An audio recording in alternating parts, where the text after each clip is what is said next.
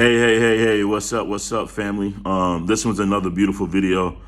I want to talk about astrologically with the planets in reference to the rays that create races again. God create the planets, and then almost like a lighthouse, he uses the rays from the planets to manifest numbers, colors, sounds, and everything else that we experience. But again, in this series, I'm talking about a race, like the blood race of people that he creates the rays with, and then we'll test it, so on and so forth. Now, I want people to understand that all of us are affected by all of the planets. It's just that within us, some of us have more influence by certain planets and then less influence by other planets. You know, it's just based upon the time we were born, and especially our bodies. Our bodies really dictate how the planets are affecting us as they move along. This is true astrology, tropical Vedic astrology. So high level astrology. And I'm not trying to go over people's heads, because I know like conversation is kind of like a game of playing catch. The ball is the information. And, you know, when you throw a ball, you want the person you're throwing it to catch it and not miss the ball, not halfway catch the ball. You want him to catch the whole ball so he can throw it right back to you. I think that's how a conversation should be built. And so I don't want to speak too quickly to go over people's heads, but I do want people to understand that there has been material written well before the Bible that talks about many of the things that I'm speaking about. And this stuff isn't negative stuff. It's just things to give you more insight and more knowledge of self about yourself. And then, you know, if you have questions or whatever, cool. And then I can help you see how to challenge the information to test it. You know, like you test your problems in math and shit. You know, you got ways of, oh, this is how we check to see if I did this mathematical equation right. This is how we check to see if I did this right. I like that sort of logic when I teach. That way it's not exactly debatable because it's more logical. And I'm less emotional with the information that I give. I don't make up mythological stories. I'm not coming with half-assed stories or lies. I come with information, and I'm gonna call it exactly as I see it. And this video is about Mexicans, primarily Hispanics, the race of Hispanics. And you might get a kickback. You might enjoy this if you're one of my friends, you're Mexican, or if you have Mexican friends, Mexican people around you, Hispanics around you, you might enjoy this. You know, it's worthwhile. Sit back, get your popcorn. This is going to be a little long video. I'm not trying to rush through it because I'm speaking from my heart like I always do. And I want Mexican, or I would like and encourage for my Mexican American friends to see themselves in a little different light in how God created their first, you know, their original bloodline. Now, the planet in which the rays affect and manifested the Mexicans or the rays of Latinos. And I say Mexicans because of the behavior patterns, right? So the rays of Mars, the planet Mars, when his rays come down, they're the color red, like fire. And it represents the element of fire. Mars is the fire planet.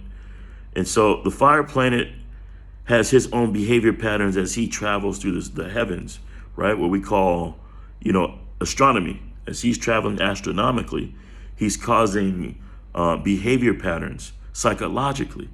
And he's also responsible for creating races of people, right?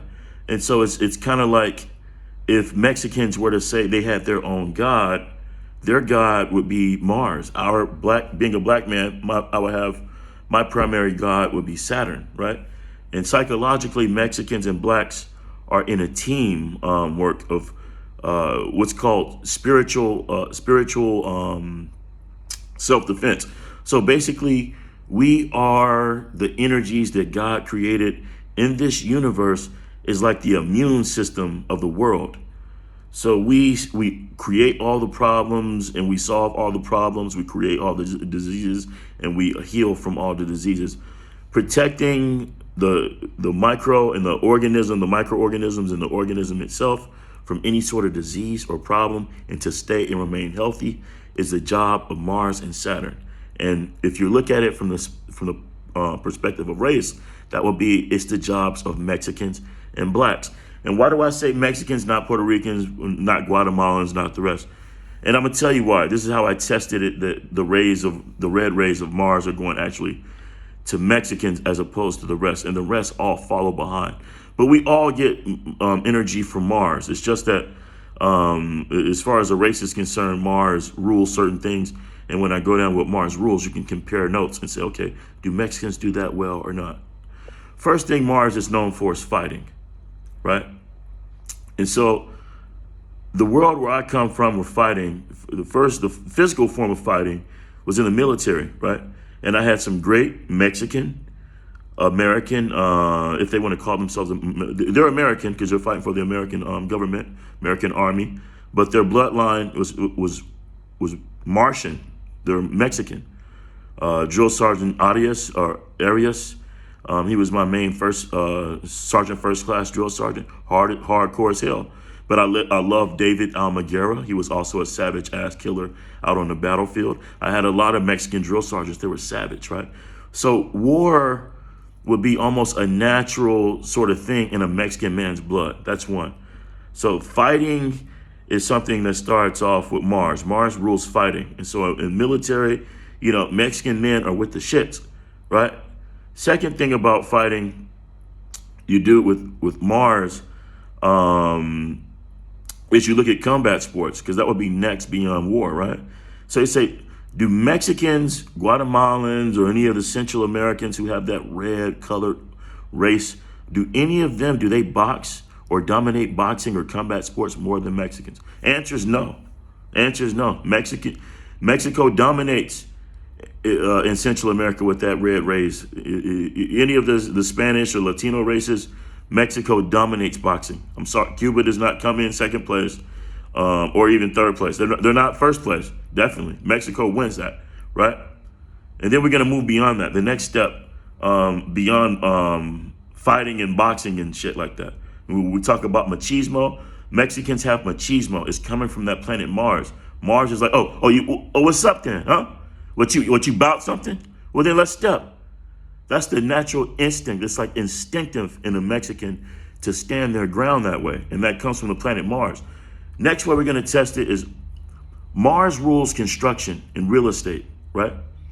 He's the vibration that created all architecture, structures, buildings, and habitats that people live and, develop cities in. You have to ask yourself, which race of people in the Western Hemisphere with red rays, again, who are fighters, who have machismo, who build the best, who are the best builders. And when you go down, you say, fuck, Mexico has everybody beat for like the last fucking 50, 60 or more years when it comes to construction and building. People go to Mexico. And it's not just because of cheap labor. It's because of skill level involved with the labor, involved with the effort that it takes to fight through nails going through your fingers, fight through falling off ladders, fight through sunburns, fighting through pain to get the build the job and, get the real estate job done, right? So when you look at the top dog Mexican, the top dog contractors, of course you're going to have people who are skilled all over. But when you say in mass numbers, if you lined us up one by one, Mexican man versus American man, Mexican men are going to dominate when it comes to real estate construction and building structures up. They may not dominate in words. Again, that's going to be, white men and black men who's going to be dominating, the book and understanding the words. But don't underestimate a Hispanic or a Mexican man's ability to work with words either. They can be very articulate too.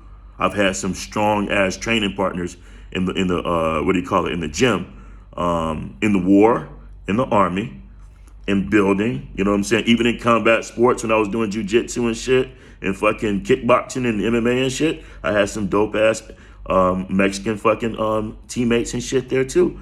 So then it dawned on me. I started to think about it. I started to say, Mexicans in their culture in general, their fire rituals, their holidays, the way that they party, the way that a lot of Mexicans don't live to live a long time. They live to live a good and loving time. That's a Mars sort of perspective on life. They're the fire of the party. So when you throw a log in the fire, to keep the fire going, the party going, we're going to keep partying. That's a Martian thing, a Mexican thing, And I noticed something about people who are racist against Mexicans. This is the test that I used to do to see if a guy was racist against Mexicans. First thing is this. If he's racist against Mexicans, first ask this question. Does he need a Mexican in his life? Because one, ask, can he fight? Is he pussy? Because if he's pussy and he can't fight and shit, that's the reason why he hates Mexicans, and that's why he's racist against Mexicans. Because Mexicans organically, not all of them, but for, 50% or more, are going to be willing to engage and to fight and fight for what they believe in, fight to be themselves. You understand what I'm saying? And that's the first test I do. The second test I do is I was like, man, does he know how to build? Is he a builder? You know what I mean? Because Mexican, again, Mars rules building concepts, having right, understanding what's right and what's wrong, that sort of thing. You'll see people like Oscar De La Hoya talk shit about Floyd Mayweather. He's hating on Floyd because Floyd beat him, but he'll always say things like, he shouldn't hit his wife. He did this and he did this. That right or wrong, that sense of direction of right and wrong, that's a Mexican thing. Even though blacks live a much more malefic lifestyle than a Hispanic will because of Saturn. And there is no bad karma that comes between Floyd Mayweather slapping the shit out of his wife in the black community. God doesn't look at that the same way he looks at it when a Mexican does it, because there are different vibrations that rule us, right? And so it's funny, and it's like organic to see a Mexican man that does that. And I had some dope ass Mexican partners in my life. I've also had black friends who were racist against Mexicans, white and Asian friends who were racist against Mexicans. And then I always ask that question: can they fight or can they build? And those two things, if they're lacking in either one of those two things, it lets me know racism is really, you don't really hate Mexicans. You really want to be like Mexicans. You really want to have one of them in your life. And then in my life, I went through a period with my first wife. She's Mexican. And she was doing everything she could not to let me see the kids at first. And, just doing what women was doing. And then, it turned me on some sucker shit. So for a while, I was upset, disappointed with all my Mexican friends. I didn't even want to talk to my Mexican friends. And then, I moved to Toledo, Ohio, and I met my homeboy Dre. He's Mexican. And I got hard again because I got it's almost like I got my fire back, that energy of fire back in me. And then that sucker shit I was on because I was disappointed in how my previous wife, who was Mexican, how she treated me, her and her family, how they were treating me, had me feeling some type of way. When kids are involved, it's not easy to just let feelings go. But then when I met Dre, my feelings changed.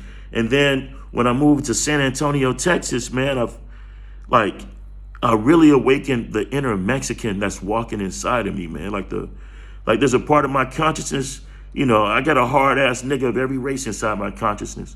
But when I think about my Mexican homies down in San Antonio, you know what I'm saying? Starting with my boy Mikey and my boy Roland. I got Mikey Lee, you know what I'm saying? He's savage, man. He was a great training partner, man. Roland, great training partner, man. Great educators, great fathers, these dudes are. Great family men. Love these dudes.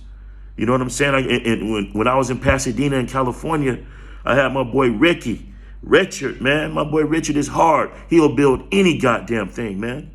You know what I'm saying? And I always said to myself, the Mexican men that I have around me, the ones that I attract, and even my boy in Special Forces, David Hernandez, he's hard as shit, bro. I think about Dre, Mikey, Roland, Ricky, David, all my dope Mexican partners and shit. They're a reflection of how hard of a nigga I am and how strong of a builder I am, because those boys put me to the test, man. And even my boy Carlos Pacina at SCI and Delicia, I can't even remember Delicia's last name, but Delicia, my recruiter at SCI, man, that Mexican family, those Mexicans right there, and David Castro and all y'all niggas, man, y'all really put the fucking building to the building on my ass. Y'all pushed me, because building was not my strength, but it's my strength now, man.